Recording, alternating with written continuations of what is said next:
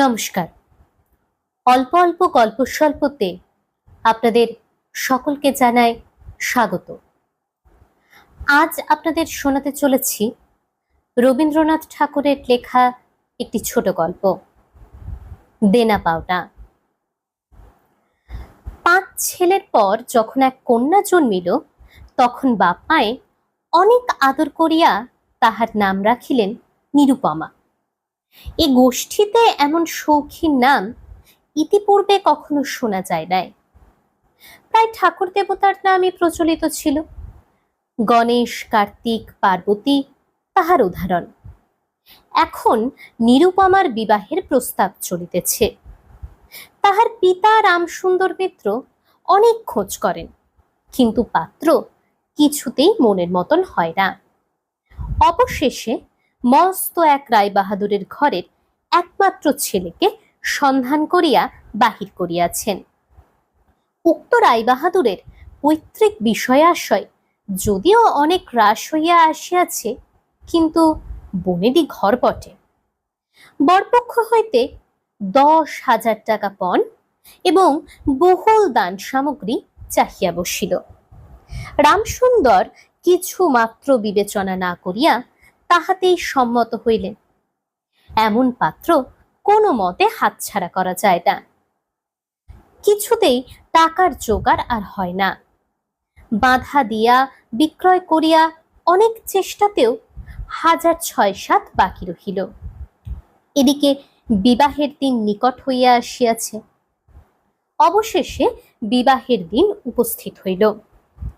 নিতান্ত অতিরিক্ত সুদে একজন বাকি টাকাটা ধার দিতে স্বীকার করিয়াছিল, কিন্তু সময়কালে সে উপস্থিত হইল না। বিবাহ সভায় একটা তুমুল গোলযোগ বাঁধিয়া গেল। রামসুন্দর আমাদের রায়বাহাদুরের হাতে পায়ে ধরিয়া বলিলেন, শুভ কার্য সম্পন্ন হইয়া যাক, আমি নিশ্চয়ই টাকাটা শোধ করিয়া দিব। রায়বাহাদুর বলিলেন, টাকা হাতে না পাইলে বর সভাস্থ করা যাইবে না। এই দুর্ঘটনায় অন্তঃপুরে একটা কান্না পড়িয়া গেল। এই গুরুতর বিপদের যে মূল কারণ, সে চেলি পড়িয়া, গহনা পরিয়া, কপালে চন্দন লেপিয়া চুপ করিয়া বসিয়া আছে। ভাবি শ্বশুরকুলের প্রতি যে তাহার খুব একটা ভক্তি কিংবা অনুরাগ জন্মিতেছে, তাহা বলা যায় না। ইতিমধ্যে একটা সুবিধা হইল। বর সহসা তাহার পিতৃদেবের অবাধ্য হইয়া উঠিল। সে বাপকে বলিয়া বসিল, কেনাবেচা দরদামের কথা আমি বুঝি না, বিবাহ করিতে আসিয়াছি, বিবাহ করিয়া যাইব। বাপ যাহাকে দেখিল তাহাকেই বলিল, দেখছেন মশাই আজকালকার ছেলেদের ব্যবহার। 2-1 প্রবীণ লোক ছিল, তাহারা বলিল, শাস্ত্র শিক্ষা নীতি শিক্ষা একেবারে নাই, কাজেই বর্তমান শিক্ষার বিস্ময় ফল নিজের সন্তানের মধ্যে প্রত্যক্ষ করিয়া রায়বাহাদুর হতোদ্যম হইয়া বসিয়া রহিলেন। বিবাহ এক প্রকার বিষণ্ণ নিরানন্দ ভাবে সম্পন্ন হইয়া গেল। শ্বশুরবাড়ি যাইবার সময় নিরুপমাকে বুকে টানিয়া লইয়া বাপ আর চোখের জল রাখিতে পারিলেন না। নীরু জিজ্ঞাসা করিল, তারা কি আর আমাকে আসতে দেবে না বাবা? রামসুন্দর বলিলেন, কেন আসতে দেবে না মা, আমি তোমাকে নিয়ে আসব। রামসুন্দর প্রায় মেয়েকে দেখিতে যান, কিন্তু বেহাই বাড়িতে তার কোনো প্রতিপত্তি নাই। চাকরগুলো পর্যন্ত তাহাকে নিচু নজরে দেখে। অন্তঃপুরের বাহিরে একটা স্বতন্ত্র ঘরে 5 মিনিটের জন্য কোনোদিন বা মেয়েকে দেখিতে পান, কোনোদিন বা দেখিতে পান না। কুটুম্ব গৃহে এমন করিয়া আর অপমান তো সহা যায় না। রামসুন্দর স্থির করিলেন, যেমন করিয়া হোক টাকাটা শোধ করিয়া দিতে হইবে। কিন্তু যে ঋণ ভার কাঁধে চাপিয়াছে, তাহারই ভার সামলানো দুঃসাধ্য। খরচপত্রের অত্যন্ত টানাটানি পড়িয়াছে এবং পাওনাদারদের দৃষ্টিপথ এড়াইবার জন্য সর্বদাই নানারূপ হীন কৌশল অবলম্বন করিতে হইতেছে। এদিকে শ্বশুরবাড়ি উঠিতে বসিতে মেয়েকে খোঁটা লাগাইতেছে। পিতৃগৃহের নিন্দা শুনিয়া ঘরে দ্বার দিয়া অশ্রু বিসর্জন তাহার নিত্য ক্রিয়ার মধ্যে দাঁড়াইয়াছে। বিশেষত শাশুড়ির আক্রোশ আর কিছুতেই মেটে না। যদি কেহ বলে, আহা কি শ্রী, বউয়ের মুখখানি দেখিলে চোখ চুরাইয়া যায়, শাশুড়ি ঝংকার দিয়া উঠিয়া বলে, স্ত্রী তো ভারী, যেমন ঘরের মেয়ে তেমনি স্ত্রী। এমনকি বউয়ের খাওয়া পরও যত্ন হয় না। যদি কোনো দয়াপরতন্ত্র প্রতিবেশিনী কোনো ত্রুটির উল্লেখ করে, শাশুড়ি বলে, ওই ঢের হয়েছে।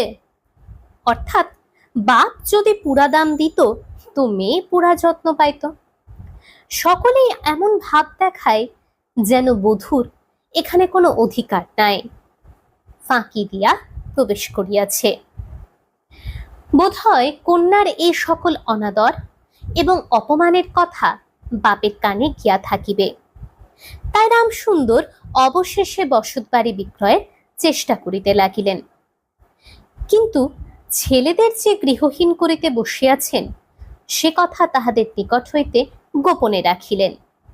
স্থির করিয়াছিলেন বাড়ি বিক্রয় করিয়া সেই বাড়ি ভাড়া লইয়া বাস করিবেন, এমন কৌশলে চলিবেন যে তাহার মৃত্যুর পূর্বে একথা ছেলেরা জানিতে পারিবে না।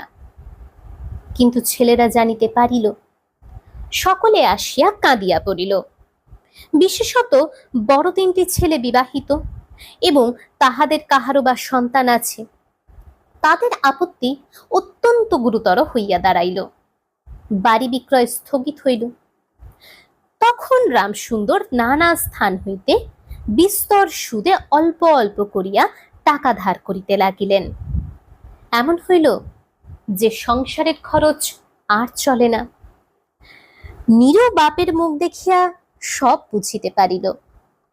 বৃদ্ধের পক্ক কেশে, শুষ্ক মুখে এবং সদা সংকুচিত ভাবে দৈন্য এবং দুশ্চিন্তা প্রকাশ হইয়া পড়িল।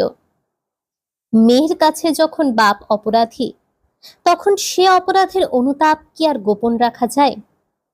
রামসুন্দর যখন বেহাই বাড়ির অনুমতিক্রমে ক্ষণকালের জন্য কন্যার সাক্ষাৎ লাভ করিতেন, তখন বাপের বুক যে কেমন করিয়া ফাটে তাহা তাহার হাসি দেখিলেই টের পাওয়া যাইত। সেই ব্যথিত পিতৃহৃদয়কে সান্ত্বনা দিবার উদ্দেশ্যে দিন কতক বাপের বাড়ি যাইবার জন্য নীরু নিতান্ত অধীর হইয়া উঠিয়াছে। বাপের ম্লান মুখ দেখিয়া সে আর দূরে থাকিতে পারে না। একদিন রামসুন্দরকে কহিল, বাবা, আমাকে একবার বাড়ি লইয়া যাও। রামসুন্দর বলিলেন, আচ্ছা। কিন্তু তাহার কোনো জোর নাই। নিজের কন্যার উপরে পিতার যে স্বাভাবিক অধিকার আছে তাহা যেন পণের টাকার পরিবর্তে বন্ধক রাখিতে হইয়াছে।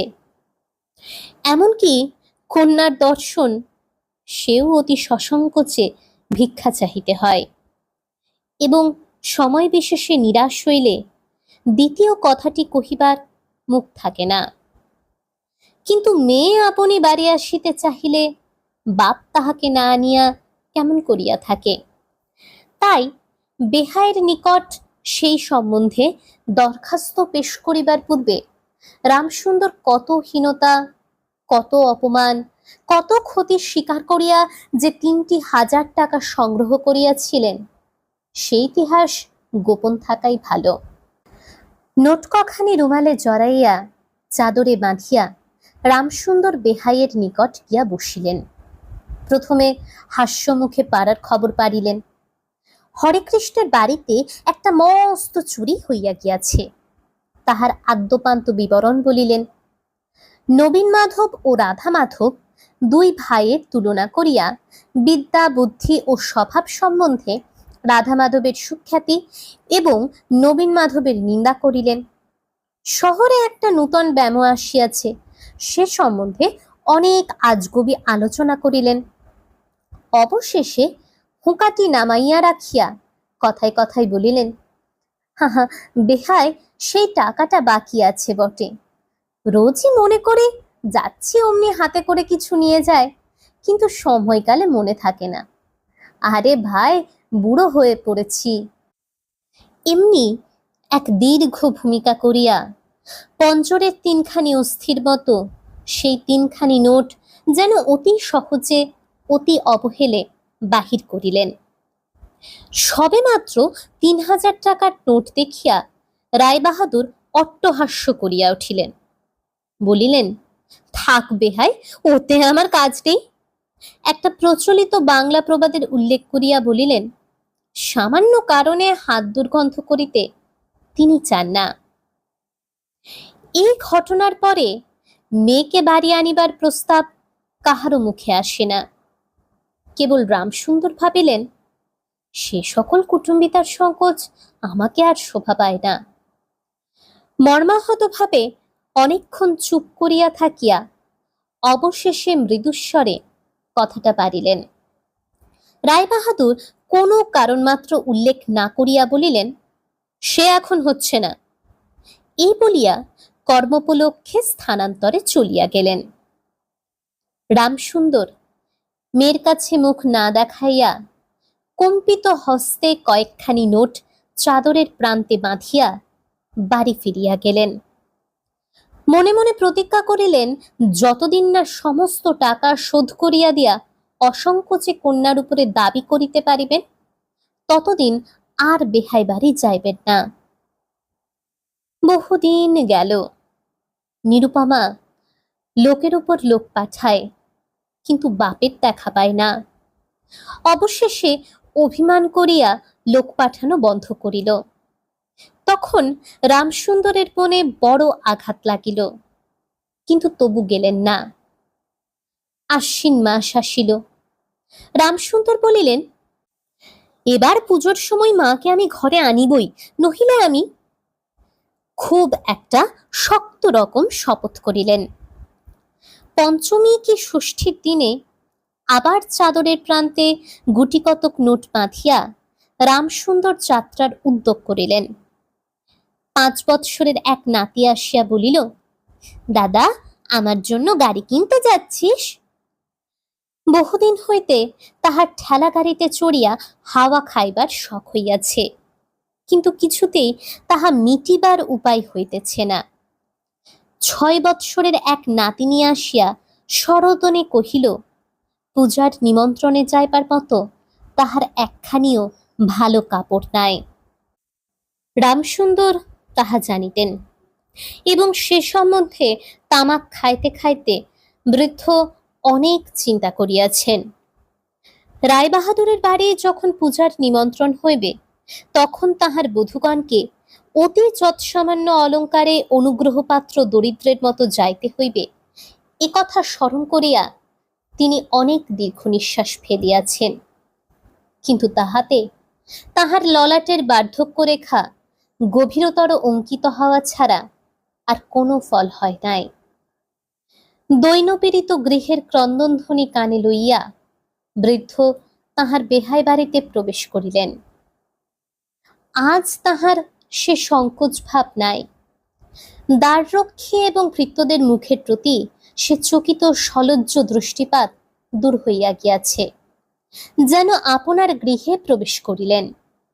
শুনিলেন, রায়বাহাদুর ঘরে নাই, কিছুক্ষণ অপেক্ষা করিতে হইবে। মনের উচ্ছ্বাস সংবরণ করিতে না পারিয়া রামসুন্দর কন্যার সহিত সাক্ষাৎ করিলেন। আনন্দে 2 চোখ দিয়া জল পড়িতে লাগিল। বাপও কাঁদে, মেয়েও কাঁদে, দুইজনে কেহ আর কথা কহিতে পারে না। এমন করিয়া কিছুক্ষণ গেল। তারপরে রামসুন্দর কহিলেন, এবার তোকে নিয়ে যাচ্ছি মা, আর কোনো গোল নাই। এমন সময়ে রামসুন্দরের জ্যেষ্ঠ পুত্র হরমোহন তাহার 2টি ছোট ছেলের সঙ্গে লইয়া সহসা ঘরে প্রবেশ করিলেন। পিতাকে বলিলেন, বাবা, আমাদের তবে এবার পথে ভাসলে? রামসুন্দর সহসা অগ্নিমূর্তি হইয়া বলিলেন, তোদের জন্য কি আমি নরকগামী হব? আমাকে তোরা আমার সত্য পালন করতে দিবি নে? রামসুন্দর বাড়ি বিক্রয় করিয়া বসিয়া আছেন। ছেলেরা কিছুতে না জানিতে পায় তাহার অনেক ব্যবস্থা করিয়াছিলেন। কিন্তু তবু তাহারা জানিয়াছে দেখিয়া তাহাদের প্রতি হঠাৎ অত্যন্ত রুষ্ট ও বিরক্ত হইয়া উঠিলেন। তাহার নাতি তাহার দুই হাঁটু সবলে জড়াইয়া ধরিয়া মুখ তুলিয়া কহিল, দাদা, আমাকে গাড়ি কিনে দিলে না? নতশীর রামসুন্দরের কাছে বালক কোনো উত্তর না পাইয়া নীরুর কাছে গিয়া কহিল, পিসিমা, আমাকে একখানা গাড়ি কিনে দেবে? নিরুপমা সমস্ত ব্যাপার বুঝিতে পারিয়া কহিল, বাবা, তুমি যদি আর 1 পয়সা আমার শ্বশুরকে দাও, তাহলে আর তোমার মেয়েকে দেখতে পাবে না, এই তোমার গা ছুঁয়ে বললুম। রামসুন্দর বলিলেন, ছিমা, অমন কথা বলতে নেই। আর এ টাকাটা যদি আমি না দিতে পারি, তাহলে তোর বাপের অপমান, আর তোরও অপমান।